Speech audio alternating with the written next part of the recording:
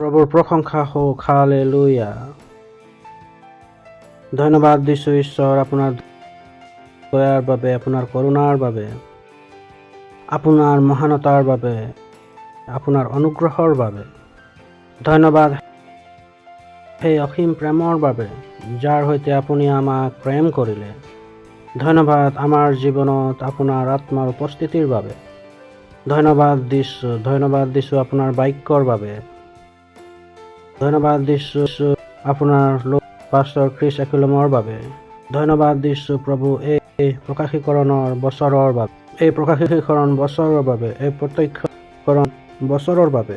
এই সকলো কাম যি আপুনি আমাৰ যোগেদি কৰিব বিচাৰে, তাৰ বাবে আমি প্ৰস্তুত আছোঁ। আৰু এই সকলো বস্তু সম্পূৰ্ণ হ'ব, যিদৰে স্বৰ্গত আপোনাৰ সকলো ইচ্ছা সিদ্ধ হয়, ঠিক সেইদৰে আপোনাৰ ইচ্ছাই এই বিশ্বত আমাৰ যোগেদি সিদ্ধ হ'ব, প্ৰভু যীশু খ্ৰীষ্টৰ নাম। হয় প্ৰভু, আমি ধন্যবাদ দিছোঁ আমাৰ চকু মুকলি কৰাৰ বাবে। ধন্যবাদ। আৰু এই প্ৰাৰ্থনাক আমি প্ৰভু যীশু খ্ৰীষ্টৰ নামত বিচাৰিছোঁ। আমেন। হালেলুয়া। আপোনালোক সকলোৱে বহিব পাৰে। এবাৰ জোৰকে চিঞৰিব পাৰে, গৌৰৱ। ওচৰত থকাজনক কওক যে এইটো বছৰ হয় কিমানেই জানে এইটো কোনটো বছৰ, কোনটো প্ৰকাশীকৰণৰ। মই জানো এইটো 2006। প্ৰশংসা হওক। ঈশ্বৰে জানে এইটো 2026 হয়। কিন্তু ঈশ্বৰে তাৰ ওপৰত এটা স্তৰ লৈছে, আৰু ঈশ্বৰে কৈছে যে এইটো বছৰ হয় প্ৰকাশীকৰণৰ। হালেলুয়া। এইটো প্ৰকাশীকৰণৰ বছৰ, এইটো প্ৰকাশনৰ বছৰ হয়। পাষ্টৰে কৈছিলে যে ঈশ্বৰে আমাক অতিৰিক্ত সময় দিছে, আৰু সেইটো শেষটো হৈছে যে আমাৰ সেই লক্ষ্য স্থানত আমি পাব লাগিব। আহক আমি পঢ়োঁ 21 অধ্যায় 14। তাতে অব্ৰাহামে নিচেই পুৱা উঠি পিঠা আৰু পানীৰে ভৰা এটা মুঠ লৈ হাগাৰৰ কান্ধত তুলি আৰু ল'ৰাকো সোধাই দি তাই কৰিলে। তাতে তাই গুচি গৈ বেৰশেবা অৰণ্যত ভয়। এইটো আপুনি যেতিয়া ইছহাকৰ জন্ম হ'ল, তাৰ পিছতে উৎপন্ন চাৰাই অব্ৰাহাম দুইজনৰ মাজত যুঁজ হৈছে, দুইটাই সমস্যা সৃষ্টি কৰিছে। আৰু সেই তেতিয়াই অব্ৰাহামে যেনেকি হাগাৰ আছিল উপপত্নী, তাই আৰু যেনেকি তাৰ পৰা যি ইছমাইলৰ জন্ম হৈছিল, দুইজনকে ইছহাকৰ পৰা দূৰ পঠাই দিলে। ইয়াৰ পৰাই যেনেকি তাৰ কাহিনী আৰম্ভ। তাৰ পাছে সেই মুঠৰ পানী ঢুকালত হাগাৰে এটা জোপাৰ তলত ল'ৰা এৰি থৈ। কিন্তু মৰুভূমিত যেনেকি সকলোতকৈ গুৰুত্বপূৰ্ণ হয় পানী। সেয়ে যেতিয়া পানী শেষ হ'ল, তেতিয়া হাগাৰে ইছমাইলক এজোপা গছৰ তলত এৰি থলে।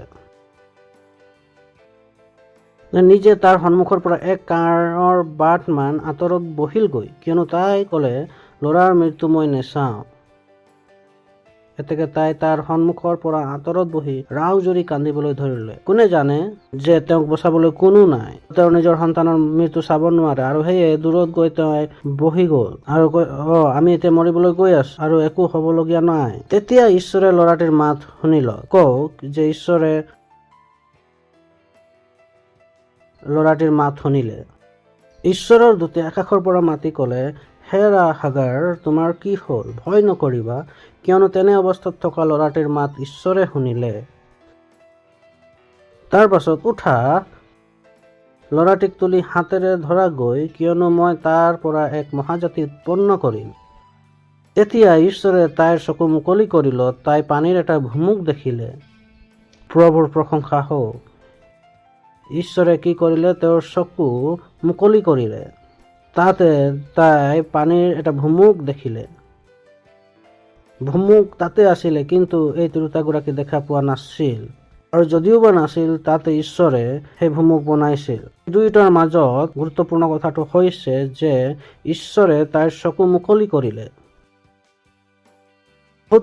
বহুতো লোকবিলাকৰ চৌপাশে কথাবিলাক, ঘটনাবিলাক ঘটে, কিন্তু তেওঁবিলাকে দেখা নাপায়। হালেলুয়া। তাতে তাই গৈ মুঠত পানী ভৰাই নি ল'ৰাক পান কৰালে। আশীৰ্বাদ আপোনাৰ সৈতে আছে। সকলো বস্তু য'ত আছে তাত আশীৰ্বাদ আছে, কিন্তু ঈশ্বৰে আপোনাৰ চকু মুকলি কৰিব লাগিব। তাৰ বাবে আপোনাৰ ভিতৰত এক মজবুত ইচ্ছা উৎপন্ন কৰিব লাগিব যে মোৰ দ্বাৰা ডাঙৰ কাম হ'ব। প্ৰভুৰ প্ৰশংসা হওক। মই ডাঙৰ কামবিলাক কৰি দেখুৱাইছোঁ। দ্ৰুতভাৱে কৰি দেখুৱাইছোঁ। এইটো সময় নহয় যেনেকৈ 5জন লোক লৈ আহিম, 20জন লোক লৈ আহিম, 10জন লোক লৈ আহিম, 1000 লোক আনিবৰ কাৰণে, 10,000 লোক আনিবৰ কাৰণে, 1 লাখ লোকবিলাকক আনিবলৈ 10 লাখ লোকলৈ গৈ পাবৰ বাবে আপোনাৰ আঁচনিটো ডাঙৰ হ'ব লাগিব। কিয়নো ঈশ্বৰে এনেকুৱা লোকবিলাকৰ সৈতে বিচাৰি আছে যিসকলৰ সৈতে ডাঙৰ আঁচনিবিলাক আছে। এই সময়ত ঈশ্বৰে সৰু পৃষ্ঠপোষকতাবিলাকলৈ, কিয়নো কি হৈ গ'ল, সময় পূৰ্ণ হৈছে আৰু ঈশ্বৰক এটা বৃহৎ জাল লাগে। প্ৰভুৰ প্ৰশংসা হওক। যিসকলে নিজৰ বিবেকক বিকশিত কৰিছে, বৃহৎভাৱে ভাবিছে, সেই বৃহৎ ভাৱনাৰে সেইদৰে জীৱন অতিবাহিত কৰিছে। কিছুমান লোকে বৃহৎভাৱে কিন্তু তেনেধৰণৰ জীৱন যাপন নকৰে। কোনোবাই কৈছিল যে যদি আপোনাৰ সৈতে 10,000 আৰবৰ সপোন থাকে তেনেহ'লে 10 টকাৰ জীৱন যাপন নকৰিব। প্ৰভুৰ প্ৰশংসা হওক। এবাৰ কওক যে মই ক'লো 10,000 তেনেহ'লে 10 টকাৰ জীৱন যাপন নকৰক। সপোন 10,000 আৰবৰ আছে আৰু আপুনি ৰাতিপুৱা 10 বজাত উঠিলে, তাৰপিছত বন্ধুবৰ্গক ফোন কৰিলে, হয় বাহ, তাৰপিছত ৰাস্তাত গৈ ফুৰিলে, বাহ, আৰু 10 আৰবৰ সপোন আৰু জীৱন কেনেধৰণৰ? 10 টকাৰ। প্ৰতিজন ল'ৰাক চাইছে, প্ৰতিজন ছোৱালীক চাইছে, এইবিলাকৰ বিবেক এনেকৈ চলিছে যে এই ল'ৰাজনে পচন্দ কৰি লওক, এই ছোৱালীগৰাকীয়ে পচন্দ কৰি লওক। সপোন কিমান হয়? 10 আৰবৰ আৰু জীৱন 10 টকা। বাইবেলে কি কৈছে যে আনলৈ লোভ কৰাটো সকলোতকৈ ডাঙৰ ভুল হয়। বাইবেলে কৈছে শেষৰ দিনবিলাকত এনেকুৱাই হ'ব। কথা এইটোৱে যে আপোনাৰ যোগেদি এই শেষৰ দিনত ভাল কাৰ্য হ'ব না বেয়া কাৰ্য হ'ব? কেনেধৰণৰ কাম হ'ব? কেনেধৰণৰ হ'ব? ভাল নে বেয়া? কোনে সিদ্ধান্ত কৰিব? আপুনি। কোনে সিদ্ধান্ত কৰিব? আপুনি। শেষৰ দিন হয় যি নেকি ইতিবাচক আৰু নেতিবাচক দুইটা বলেই নিজৰ সীমাত আছে। প্ৰভুৰ প্ৰশংসা হওক। য'ত চলি আছে ইতিবাচক শক্তিৰ ওপৰত আছে আৰু নেতিবাচক শক্তিৰ ওপৰত আছে। এতিয়া আপুনি কোনটো বলৰ সৈতে কাৰ্য কৰিব এইটো আপোনাৰ ওপৰত হয়। এইটো আপুনি সিদ্ধান্ত ল'ব লাগিব। আপুনি সিদ্ধান্ত ল'ব লাগিব। শেষৰ সময় হয় যে কোনটো বলে আপোনাৰ জীৱনটো পৰিচালনা কৰিব, ইতিবাচক শক্তি নে নেতিবাচক শক্তি। যদি আপুনি ধ্যান নিদিয়ে তেনেহ'লে অতি শীঘ্ৰেই নেতিবাচক শক্তিয়ে আপোনাক পৰিচালনা কৰিব। যিকোনো খেতি আপুনি যদি এনে এৰি দিয়ে তেনেহ'লে তাত গছ বন উঠিব, সেইটো নেকি লোকবিলাকে পচন্দ নকৰিব। প্ৰভুৰ প্ৰশংসা হওক। হালেলুয়া। কিমান লোকে আছে যিকোনো খালী ঠাইত, তাত কোনো ভাল বস্তু নহয়। ঘৰ খালী এৰি দিয়ক, তাত জেঠী আহি যাব। খালী ঠাইত কেতিয়াও কোনো ভাল কাৰ্য হোৱা নাই, তেতিয়ালৈকে কোনোবাই গৈ তাত কাম নকৰে। খালী ঠাইত আপুনিকৈ কেৱল গছ বনহে গজি উঠে, জংঘল হয়, তাৰ পৰা কোনো ভাল নহয়। প্ৰভুৰ প্ৰশংসা হওক। হালেলুয়া। হালেলুয়া। তেনেহ'লে আপুনি ইতিবাচক প্ৰক্ৰিয়াত যাব লাগিব। আপুনি নিজকে নিজে ঈশ্বৰৰ বাক্যৰে পৰিপূৰ্ণ কৰিব লাগিব। আপুনি নিজৰ চকু মুকলি কৰিব লাগিব। ঈশ্বৰে তাত সহায় কৰিবৰ কাৰণে প্ৰস্তুত আছে। আপোনাৰ ভিতৰত মজবুত ইচ্ছা হ'ব লাগিব। প্ৰভুৰ প্ৰশংসা হওক। হালেলুয়া। তাৰপিছত আপুনি প্ৰাৰ্থনা কৰা, ঘণ্টা ঘণ্টা ধৰি প্ৰাৰ্থনা কৰক। যেতিয়া প্ৰাৰ্থনা কৰে তেতিয়া ঈশ্বৰৰ সন্তানৰ নিচিনা প্ৰাৰ্থনা কৰক। ঈশ্বৰৰ সন্তানবিলাক কেনেকৈ প্ৰাৰ্থনা কৰে? ঈশ্বৰৰ সন্তানবিলাকে ভাৱবাণী প্ৰচাৰ কৰি প্ৰাৰ্থনা কৰে। প্ৰভুৰ প্ৰশংসা হওক। ওচৰত থকাজনক কওক যে ঈশ্বৰৰ সন্তানবিলাক ভাৱবাণী কৰি প্ৰাৰ্থনা কৰে। যেতিয়া আপুনি প্ৰাৰ্থনা কৰি জানে যে কেতিয়ালৈকে শেষ নহ'ব, তেতিয়ালৈকে নেকি আপুনি ভাৱবাণী কৰিবলৈ নলয়। নহয় যে আপুনি 5 মিনিট প্ৰাৰ্থনা কৰিলে আৰু ৰখি গ'ল, এনে প্ৰাৰ্থনা নহয়। আপুনি ঈশ্বৰৰ সন্তানৰ নিচিনা। প্ৰাৰ্থনাৰ এটা লক্ষ্য আছে যে যেতিয়ালৈকে আপোনাৰ পৰা ভাৱবাণী আৰম্ভ হৈ নাযায়, আপুনি আত্মাৰ এনেদৰে পৰিপূৰ্ণ হৈ নাযায় যে নেকি আত্মাৰ আৰু আপুনি ভাৱবাণী প্ৰচাৰ কৰিবলৈ আৰম্ভ নকৰে। আপুনি কেৱল প্ৰাৰ্থনা কৰা নাই, সময় ব্যতীত কৰা নাই। এইটো অন্তিম সময় হয়, যুদ্ধ চলি আছে। যুদ্ধৰ সময়ত আপোনাৰ অস্ত্ৰ শস্ত্ৰ ব্যৱহাৰ কৰিব লাগিব। আপোনাৰ মুখৰ পৰা সকলোতকৈ বৃহৎ অস্ত্ৰ নিক্ষেপ কৰিব লাগিব। প্ৰভুৰ প্ৰশংসা হওক। আপোনাৰ মুখৰ পৰা মিছাইল ওলাব লাগিব। মিছাইল কোনো কাৰ চলোৱাৰ সময় নহয়। এইটো সময় হয় আপোনাৰ মুখৰ পৰা ভয়ানক মিছাইলবিলাক ওলাব লাগিব। শয়তানৰ কাৰ্যবিলাকো সম্পূৰ্ণৰূপে নাশ কৰি দিয়ে। আপোনাৰ জীৱনত, আপোনাৰ চাৰিওফাকে থকা জীৱনত, আপোনাৰ দেশত, আপোনাৰ প্ৰদেশত এইটো আপোনাৰ মুখেৰে হ'ব লাগিব। আপোনাৰ মুখেৰে সেই মিছাইলবিলাক বাহিৰ ওলাব লাগিব। প্ৰভুৰ প্ৰশংসা হওক। হালেলুয়া। সপোন 10 আৰবৰ আৰু জীৱন 10 টকাৰ। তেওঁলোকে ভাবি থাকে যে প্ৰভু ক'ত আছে, তুমি ক'ত আছা, তুমি কেনেধৰণৰ জীৱন যাপন কৰি আছা। নিজৰ জীৱনক চাওক, আপুনি কেনেধৰণৰ জীৱন অতিবাহিত কৰি আছে। প্ৰভুৰ প্ৰশংসা হওক। হালেলুয়া। বিচাৰে যে গোটেই জগত সলনি হৈ যাওক, কিন্তু আমি সলনি নহ'ম। আমি যিদৰে আছো তেনেদৰে থাকিম আৰু তেনেদৰে ধনৱান হৈ যাম। বহুতো লোকবিলাক এনেকুৱাই আছে, প্ৰভু মোৰ সৈতে পইচা হৈ যাওক, প্ৰভু মোৰ সৈতে পইচা আহি যাওক, মই সদায় পলমকৈ যাম, প্ৰভু আপুনি সময়মতে আহক, মই পলমকৈ যাম। সকলো ঠাইত তেওঁলোকৰ জীৱন এনেকুৱাই। ৰাতি মন বনাই ল'ব যে ৰাতিপুৱা মই 6টা বজাত উঠিম, তাৰপিছত 6:30 উঠিব। তেওঁলোকে একো কৰিব নোৱাৰে। তেওঁলোকে কৈছে যে আমি ধনৱান কেতিয়া হ'ম। মই কওঁ যে যিদিনাখন আপুনি সময়মতে উঠি যাব, যিটো মন বনাইছে সেইদিনাখন যিটো কৰি দেখুৱাব, প্ৰভুৰ প্ৰশংসা হওক, হালেলুয়া। তেওঁলোকে জীৱনৰ বিষয় লৈ উল্লাসিত নহয়। সেইকাৰণে আপোনালোকক ক'লো যে আপোনালোকৰ নিজৰ ধ্যান কেন্দ্ৰিত কৰি ৰাখক, ভিতৰত জুই জ্বলাই ৰাখক, প্ৰভুৰ প্ৰশংসা হওক, হালেলুয়া, হালেলুয়া, হালেলুয়া। যিজন ব্যক্তি দৰিদ্ৰ হয়, মই কৈ দিওঁ যে তাৰ সকলোতকৈ প্ৰথম সমস্যাটো কি হয়। সকলো ঠাইত পলমকৈ। তেওঁ নাজানে যে তাৰ দৰিদ্ৰতা ক'ৰ পৰা আৰম্ভ হৈছে। তেওঁৰ দৰিদ্ৰতা ক'ৰ পৰা আৰম্ভ হৈছে, ইয়াৰ পৰা আৰম্ভ হৈছে। কিয়নো সময়মতে আহিব নোৱাৰে। নিজেই মন বনাই ল'ব আৰু নিজে এৰি দিব। চাকৰি কৰিব আৰু 2 মাহ গাঁৱলৈ গুচি যাব। তাৰপিছত আকৌ গাঁৱত আহি চাকৰি বিচাৰি থাকে। তেনেহ'লে কেনেকৈ আপুনি ধনৱান হ'ব? কেনেকৈ আপুনি ধনৱান হ'ব? য'ত আপোনাৰ ওপৰত কোনোৱে ভৰসাই কৰিব পৰা নাই। তাৰপিছত আপুনি গাঁৱত গুচি যায় আৰু গৰাকীয়ে ফোন কৰিছে, ক'ত আছে? গাঁৱত আছে। ভাইৰ পৰা বহুত দূৰত আছে, গাঁৱত ওলাই গ'ল সকলো। যেনেকৈ সকলোৰ বিয়াত যাবলৈ আৱশ্যক আছে, কিয়নো এওঁৰ অবিহনে বিয়া নহ'বই। মই যে নাযাওক তেতিয়া জানিব যে এইটো হ'ব। তোমাৰ নিজৰ বিয়াতে নাযাবা, তোমাৰো হ'ব। পিছত হ'ব, সেইদিনাখন কাৰোবাৰ বেলেগৰ সৈতে হ'ব। প্ৰভুৰ প্ৰশংসা হওক। আমাক চেষ্টা কৰিব যে নিজৰ বিয়াতে নাযাব, চাওঁ যে কি হ'ব। ছোৱালী ক'ব বেলেগ এটা লৈ লওক, আৰু ক'ব যে বেলেগ এজনক বিচাৰি লওক। বিবাহৰ অৱহাত বেলেগৰ সৈতে কাৰোবাৰ বিয়া হৈ যাব। তেওঁলোকে লাগে বিয়া, তেওঁলোকে গাঁৱত আছে যাব লাগে, কোনোবা মৰি গ'ল যাব লাগে, কোনোবা জন্ম হ'ল যাব লাগে, কাৰোবাৰ বিয়া আছে তেওঁ যাব লাগে। এইবিলাকে জীৱনত একোৱে কৰা নাই। এইবিলাকে জগতৰ সৈতে প্ৰবাহিত হৈ আছে, লক্ষ্য নাই। বস্তুবিলাকক এৰিবৰ বাবে প্ৰভুৰ প্ৰশংসা হওক, হালেলুয়া। থকা জনক কওক ধনৱান হৈ যাওক। ধনৱান হোৱাৰ যেনেকৈ ধনৱান নিচিনা অভ্যাস কৰা। প্ৰভুৰ প্ৰশংসা হওক। পঢ়া লিখা কৰিব, মাজত এৰি দিব। পঢ়া লিখা কৰিব, মাজত এৰি দিব। সকলোবিলাক এৰি থাকে। ধ্যান কেন্দ্ৰ কৰাৰ অভাৱ আছে। মই আপোনালোকক ক'লো যে সকলোতকৈ প্ৰথম কথা কি হয় যে ধ্যান কেন্দ্ৰিত হওক। ধ্যান কেন্দ্ৰিত, ধ্যান কেন্দ্ৰিত, ধ্যান কেন্দ্ৰিত। 9 বজাত হ'ব লাগে, সেয়া 10 বজাৰ পাছতে পায়। ক'ত ঘৰত কোনো পদ্ধতিয়ে নাই। প্ৰভুৰ প্ৰশংসা হওক। কোনো পদ্ধতি নাই। কিয়নো ধনৱান হোৱাৰ মজবুত ইচ্ছা নাই। নিজৰ তাৰ ভিতৰত কোনো আত্মা বিকশিত কৰাৰ ইচ্ছা নাই। প্ৰভুৰ প্ৰশংসা হওক, হালেলুয়া, হালেলুয়া। ওচৰত থকা জনক কওক যে ধ্যান কেন্দ্ৰিত। মই কাৰোবাৰ বেলেগৰ বেয়াটো কোৱা নাই, নহয় জানো? এইটো নহয় যে ক'ব পালকে আমাৰ বেয়া ক'লে, কাৰো বেয়া কোৱা নাই, কিন্তু মই কৈছোঁ যে ধনৱান কেনেকুৱা হয়, দৰিদ্ৰ কেনেকুৱা হয়। যদি কোনো ভুল পথত আছিলে তেনেহ'লে তেওঁ নিজকে ঠিক কৰি লওক। প্ৰশংসা হওক। মই এইটো কোৱা নাই যে কোনোবা দৰিদ্ৰ হয়, আপোনালোক সকলোৱে ধনৱান হয়। আপুনি অব্ৰাহামৰ সন্তান হয়, তেনেহ'লে আপুনি ধনৱান হয়। প্ৰভুৰ প্ৰশংসা হওক। কওক যে জগতৰ সকলো পইচা মোৰ হয়। কওক যে জগতৰ সকলো পইচা মোৰ হয়। কাৰলৈ আহিব যিদৰে জীৱন অতিবাহিত কৰে।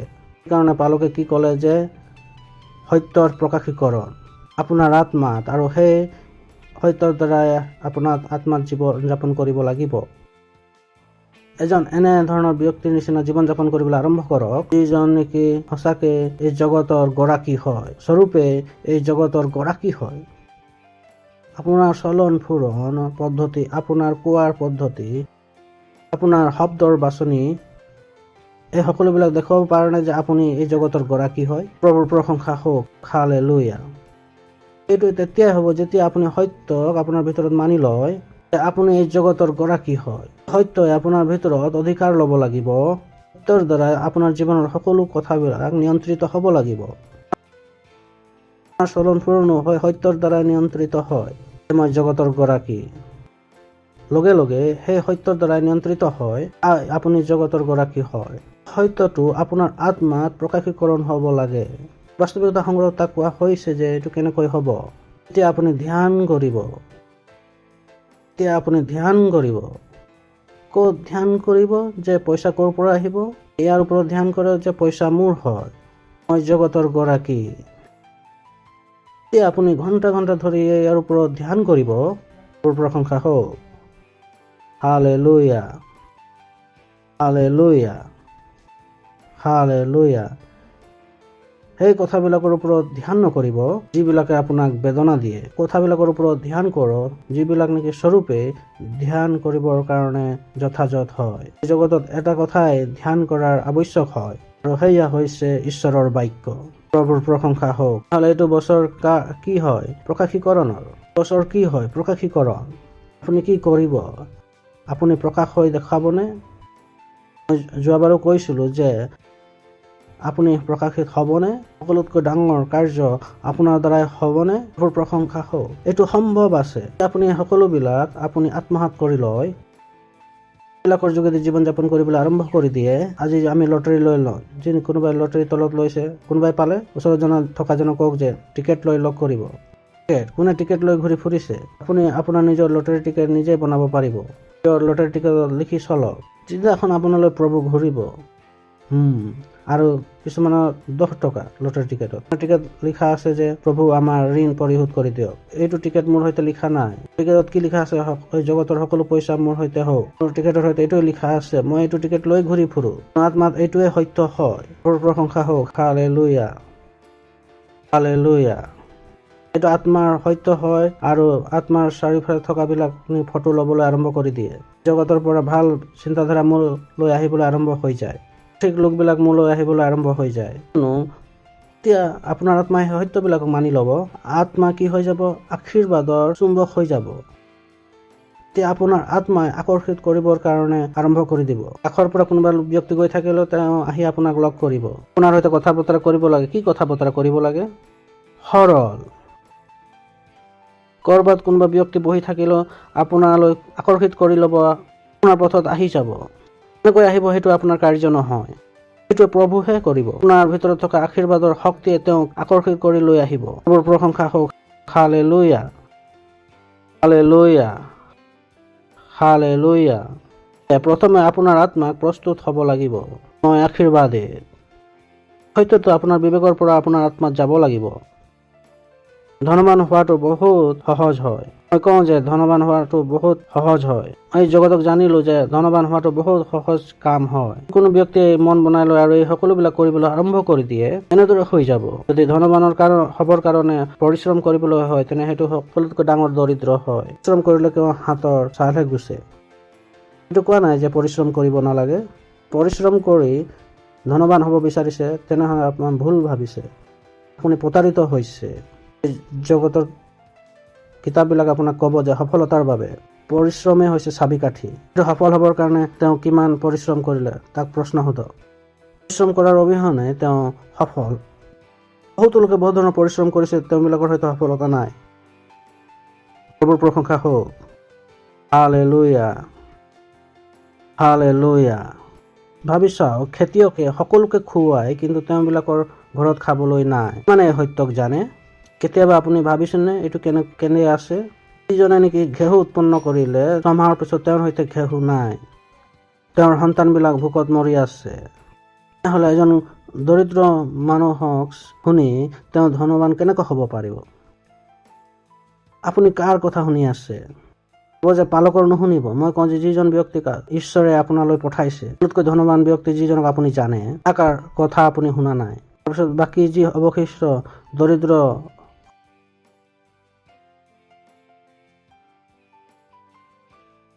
তাৰ পৰা কোনেও সফল নাই।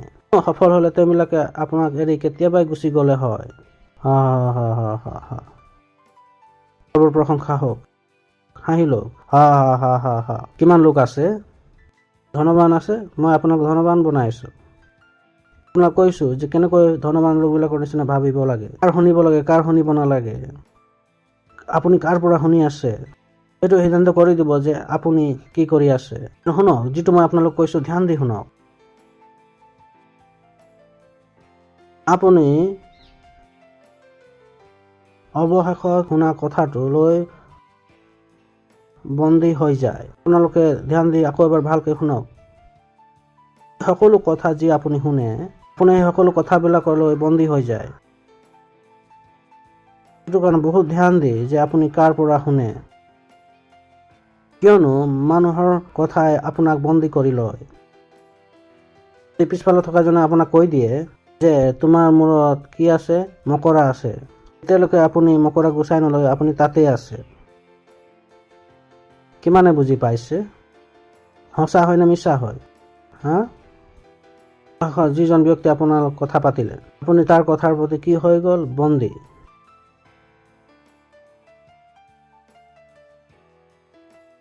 ধ্যান দিয়ক আপুনি কাৰ পৰা শুনি আছে। তেওঁৰ কথাই আপোনাক বন্দী কৰি লয়। যেতিয়া আপুনি নিৰ্বোধ লোকবিলাকৰ কথা শুনে, আপুনি নিৰ্বোধিতাৰ বন্দীত আছে। তেওঁলোকে নেকি বুদ্ধিমান লোকে গোটেই দিনটো লগ নাপায়। গোটেই দিনটোত কোনো বুদ্ধিমান লোক আপোনালৈ যদি নাহিলে আৰু আপুনি বাক্য নপঢ়িলে, আপুনি সেই শুনা নিৰ্বোধ ব্যক্তিৰ কথা শুনাৰ বন্দী হৈ থাকিব। নাজানো কিমান দিনলৈকে থাকিব। এতিয়ালৈকে নেকি আন কোনোবাই আহি সেই বন্দীৰ পৰা মুক্তি কৰি নিদিয়ে। বৰ প্ৰশংসা হওক। কিমানে বুজি পালে যে মই কি কলো? বুজি পালে নহয় জানো? নিশ্চয় বুজি পালে। কিমানে বুজি পালে? নিশ্চয় সাৱধান হওক। যি চলচ্চিত্ৰ আপুনি চাই, যি কাৰ্যক্ৰম আপুনি টিভিত দেখে, তাক ধ্যান দিব লাগিব। কিয়নো আপুনি যিটো শুনি আছে, আপুনি সেই কথাবিলাকৰ প্ৰতি বন্দীয়াৰী হৈ গৈছে। কথাবিলাকে আপোনাৰ জীৱনক পৰিচালনা কৰিব। প্ৰশংসা হওক। হালেলুয়া। আপুনি সকলোৰে কথা আপুনি শুনিব নোৱাৰে। আপুনি সকলোকে ফোন কৰিব নালাগে। সকলো ব্যক্তি আপোনাক সকলোবিলাক ক'ব নোৱাৰে। সকলোবিলাকৰ শুনিবও নোৱাৰে। কিয়নো আপুনি যাৰ পৰা শুনে তাৰ আপুনি বন্দীয়াৰী হৈ যায়। আপুনি বন্দীয়াৰী হৈ গৈ আছে। কিমানবাৰ আপুনি শুনিছে যে মই বেয়া কৰিব বিচৰা নাছিলো, তেওঁ ক'লে মাৰি দিয়া বুলি মই মাৰি দিলো। তেনেকৈ হ'লে নহ'ল। যিটো চোলা আপুনি পিন্ধি আছে, সেইটো কাৰ কাৰণে পিন্ধি আছে? কোনোবাই আপোনাক ক'লে, নহয় জানো?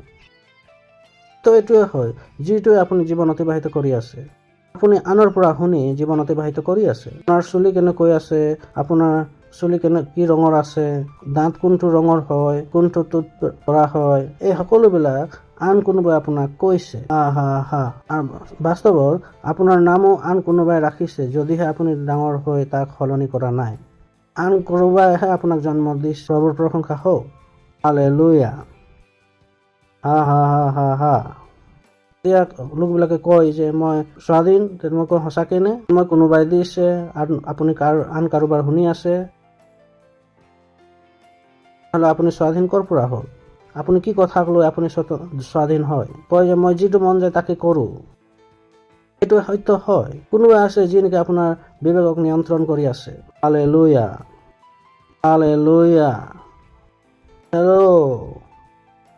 সত্য হয় নে নহয়? সেইদৰে আপুনি যেতিয়া ঈশ্বৰৰ বাক্য শুনে, তেনেহলে আপুনি কি হয়? ঈশ্বৰৰ বন্দীয়াৰী হৈ যায়। প্ৰভুৰ প্ৰশংসা হওক। হালেলুয়া। সেইজন ব্যক্তি যিজনে আপোনাক প্ৰেম কৰে, যিজন ব্যক্তি যিজনে আপোনাৰ সফলতা বিচাৰে, আপোনাৰ সৈতে সঠিক চিন্তাধাৰা আহিবলৈ আৰম্ভ হৈ যাব। প্ৰশংসা হওক। হালেলুয়া। নিজৰ সহায় কৰক। নিজৰ ফোনৰ পৰা ইউটিউব ডিলিট কৰি দিব। অন্যথা দিন জুৰি আপুনি চৰ্চে চাই থাকিব। সন্তানবিলাক যদি প্ৰেম কৰে, তেনেহলে আপোনাৰ কথা যদি শুনা নাই, এই ফোনটো লওক আৰু এই গাঁতত পেলাই দিয়ক। সেই গাঁতত পেলাওক, অন্যথা সেই গাঁতত গৈ আছে। যেনেকি সিদ্ধান্ত আছে আপুনি ল'ব লাগিব। নহয়, তেওঁৰ অভ্যাস এইটো এৰে নাখায়। কোনে দিছিলে? চুৰ কৰি আনিছে নেকি? তেওঁৰ সৈতে পইচা ক'ৰ পৰা আহিলে এই ফোনটো কিনিবৰ কাৰণে? কোনে দিছিলে, নহয় জানো? কোনে দিছিলে?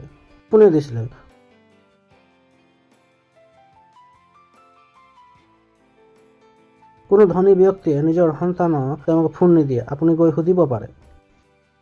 তেওঁলোকে চৰ্চা কৰিব লাগিব। হাঁহি লওক। কিমান লোকে মোৰ সৈতে আছে?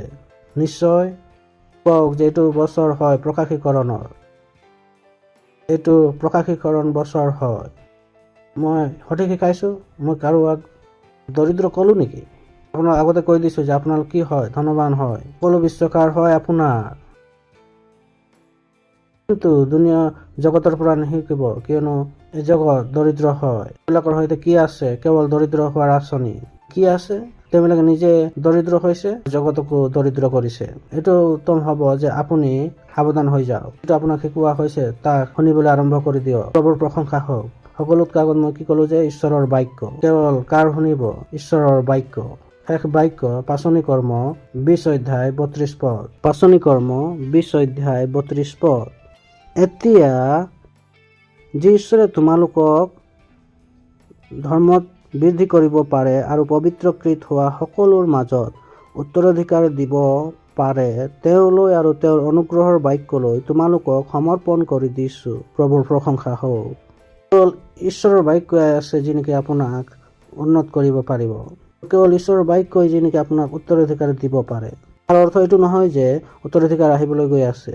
উত্তৰাধিকাৰ যি নেকি আপোনাক ইতিমধ্যে দিয়া হৈছে, ঈশ্বৰে আপোনাক সেই উত্তৰাধিকাৰ লৈ যাব পাৰে, সেই তাত যাবৰ কাৰণে সেই পথটো ক'ব পাৰে, পইচাক ল'বৰ কাৰণে আপোনাক সহায় কৰিব পাৰে, যি নেকি ইতিমধ্যে আপোনাৰেই হয়। প্ৰভুৰ প্ৰশংসা হওক। হালেলুয়া। যে জগতৰ সকলো পইচা মোৰ হয়। থকাজনক হাঁহি লওক ভাই কৈ লওক, ঠিক আছে নহয় জানো? যিসকলৰ সৈতে উঠা বহা কৰে তেওঁলোকক ধ্যান ৰাখক। এওঁবিলাকৰ কাৰণে আপোনাৰ পইচা আপোনাক এৰি থৈ নাযাওক। প্ৰভুৰ প্ৰশংসা হওক। হালেলুয়া। হালেলুয়া। কিমান লোক ইয়াত আছে? সেয়া সঠিক বন্ধু বনাওক, সঠিক লোকবিলাকৰ শুনক। আৰু ক'ৰ পৰা শুনিব? ঈশ্বৰৰ বাক্য। বাস্তৱিকতা সংগ্ৰহক পঢ়ক আৰু তাৰ দৰে জীৱন যাপন আৰম্ভ কৰক। ডেকাবিলাক যিবিলাক ধনৱান হ'বৰ কাৰণে আঁচনি আছে, নাজানো আপোনালোকে কি কৰি আছে। বাইবেল পঢ়ি আছিলোঁ, বাইবেল আৰু বাইবেল। জানিছিলোঁ যে মই বাইবেল বুজি পাইছিলোঁ। যদি এইটো বুজিলে এই জগতখনক লৰা ধেমালি হ'ব। প্ৰভুৰ প্ৰশংসা হওক। হালেলুয়া। হাত তুলি লওক, ঈশ্বৰৰ ধন্যবাদ দিয়ক। কওক যে ঈশ্বৰ ধন্যবাদ। এইটো প্ৰকাশীকৰণৰ বছৰ হয়। কওক, মোৰ এইটো বছৰ হয় প্ৰকাশীকৰণৰ। সকলো ভাল বস্তুবিলাক মোৰ সৈতে কাৰ্য কৰি আছে। সকলো ভাল বস্তুবিলাক মোৰ যোগেদি হৈ আছে। যীশুৰ নামত মই আশীৰ্বাদী। মই আশীৰ্বাদৰ বাহক হওঁ। আশীৰ্বাদ প্ৰাপ্ত। আৰু মোৰ যোগেদি মোৰ বিশ্ব আশীৰ্বাদিত হয়। যীশু খ্ৰীষ্টৰ নামত আমেন। হালেলুয়া। নিজৰ উপহাৰ, নিজৰ দশম ভাগ, নিজৰ পাৰ্টনাৰশ্বিপ দিব পাৰোঁ। তাক কৰিমনে? অনলাইনত তাৰ তথ্য আছে। এটা কথা, আপুনি দশম ভাগ দিবলৈ নাপাহৰিব। দশম ভাগ বহুত আৱশ্যক হয়। আপোনাৰ উপহাৰ বহুত আৱশ্যক। যিজনে এইটো কৰা নাই তেওঁবিলাকে ঈশ্বৰক গম্ভীৰভাৱে লোৱা নাই। কোনো চিন্তাধাৰাই যি নেকি চকু মুকলিয়ে হোৱা নাই যে দশম ভাগ দিব লাগে। তেওঁ নাজানো যে বাকী কথাবিলাক কেতিয়া বুজিব। বহুত ধ্যান দিব লাগিব। ধন্যবাদ।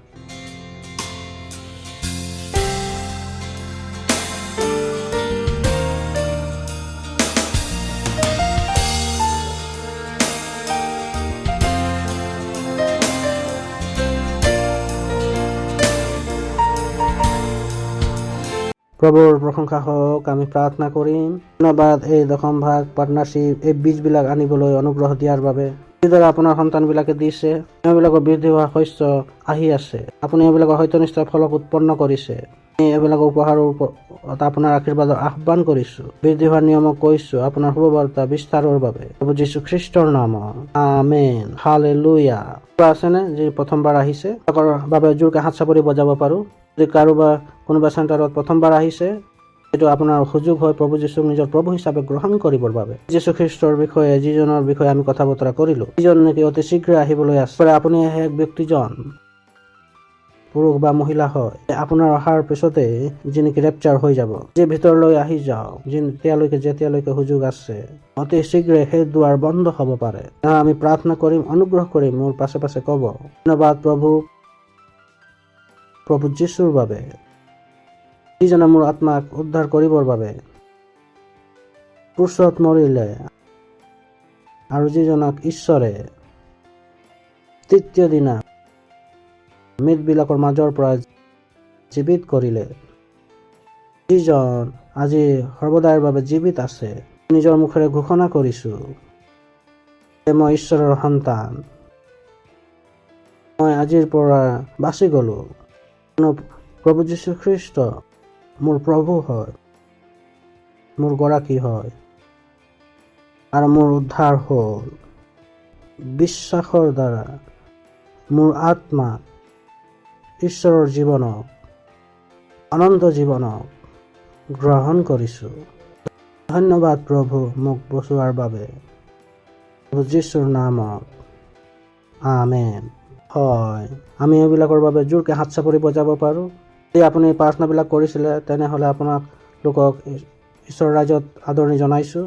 থিয় হ'ম, ঈশ্বৰক ধন্যবাদ দিম। নিজৰ হাতক তুলি লৈ ধন্যবাদ দিয়ক, ধন্যবাদ দিয়ক, ধন্যবাদ দিয়ক, ধন্যবাদ দিয়ক।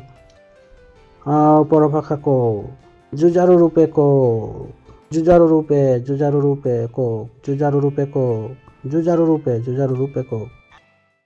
Antra antra libre gezale katamangi gazule monta lisa tilabade anse tere liba mansua ke tere ke chica rindre libra mansua tele mazina makitara labade zintra libra mansua ke tere swantele ke sia kitira labahante randalita madira masua ke tere ke jiga mansua ke tere ke jiga mansua ke tera ka jiga machika mache ke tarika Rindra labre griazo liape tere ke jingraga bazale.